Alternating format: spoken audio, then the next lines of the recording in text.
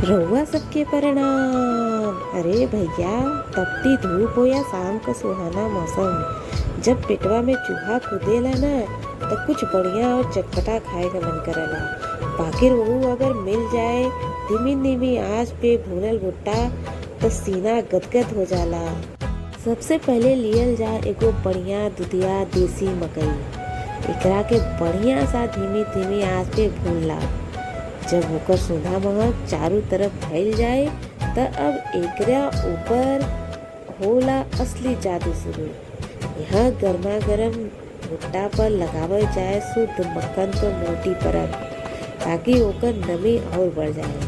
और ऊपर से छिड़कल जाए तीखा चटपटा ग्लोबल फ्लेवर वाला पेरी पेरी मसाला। एगो बात कही, नींबू का खट्टापन, मक्खन का मिठास और पेरी पेरी मसाला ओसे ही तीखापन जब मुंह में जाई ना, तब भाई कसम बतावती पूरा दिमाग झूम उठेला।